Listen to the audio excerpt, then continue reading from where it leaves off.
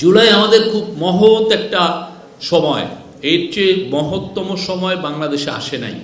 আমাদের সাংবাদিকরা 1971-এর ওয়ার কতটা ভালো করে কভার করেছেন সে বিষয়ে আমাদের যথেষ্ট সন্দেহ আছে।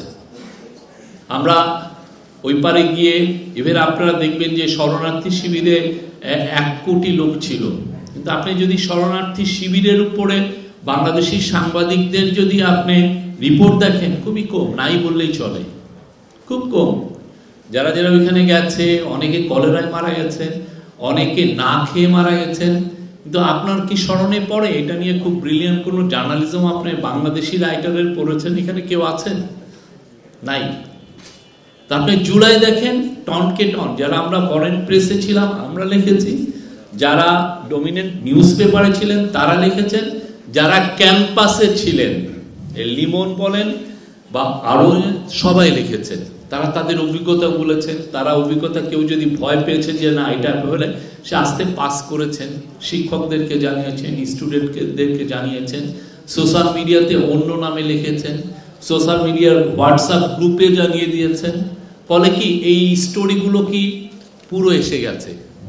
কে কিভাবে মারা, পাইয়াসকে কেমনে খুন করলো, ইয়ের যে ফার্স্ট যে ছবি ভিডিওটা আবু সাইদের, সেটাও তো একটা সিটিজেন জার্নালিস্টে দিয়ে দিয়েছেন। তার ভূমিকা কত বড়, ঠিক না? চিন্তাই করা যায় না।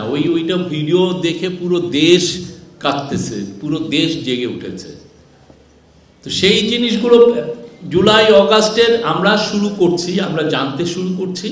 জুলাই অগাস্টের স্পিরিটটা আমরা পুরোপুরি ধারণ করা শুরু করছি। আরও আমরা ডিটেলস জানবো, আমরা কারা কারা কি কি রোল প্লে করেছেন এটা আমাদের জানা দরকার আছে। যারা আমাদেরকে সন্ত্রাসী আখ্যা দিয়েছেন তাদের ব্যাপারেও আমরা জানবো। খুবই ভালো রিসার্চ করে, ঘৃণা উৎপাদন করে না, আমরা ভালো রিসার্চ করে জানবো যে কারা কারা এই রোলটা প্লে করেছেন। আবার যারা যারা ব্রিলিয়ান্ট জার্নালিজম করেছেন, যার জার্নালিজমে দেশ উপকৃত হয়েছে, দেশে একটা গণজাগরণ তৈরি হয়েছে, তাদের ব্যাপারেও আমরা জানবো। এই জানাটা আমাদের দরকার এবং এই জানার উপরে আমাদের ফিউচার রাইটিং আছে। তো জুলাই নিয়ে অনেক অনেক কথা হয়, অনেক ধরনের হয়, কিন্তু জুলাইয়ের মূল শিক্ষা কি? জুলাইয়ের মূল শিক্ষা হচ্ছে যে অনেকগুলো নদী একটা স্রোতে এসে একটা জায়গায় এসে মিলে গেছে। অনেকেই তো যে এখানে ফার্স্টে ছিলেন হয়তো বা কোটা বিরোধী স্টুডেন্টরা, বৈষম্য বিরোধী স্টুডেন্টরা শুরু করলেন, আস্তে আস্তে অন্যান্য পলিটিক্যাল পার্টির ছেলেরা জয়েন করলো, আস্তে আস্তে গার্ডিয়ানরা বের হলেন, ভাই বোন দাদা সবাই বের হলেন, পুরো কমিউনিটি বের হলেন।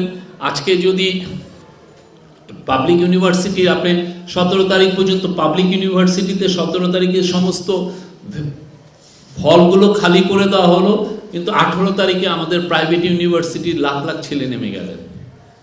তারপরে আবার প্রাইভেট ইউনিভার্সিটির ছেলেদের উপর বর্বরতম যখন খুন হলো, তখন আমাদের কমিউনিটি দাঁড়ালেন।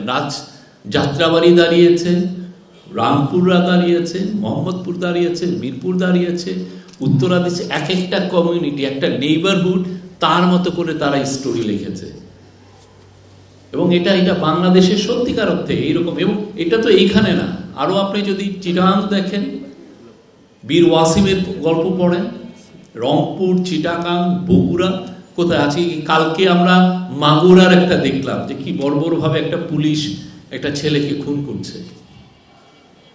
মাগুরা ছোট শহর, আমি মাগুরার থেকে, আমার গ্রামের বাড়ি মাগুরায়, ছোট শহর, 50,000 থেকে 1 লাখ, সেখানেও খুন করেছে।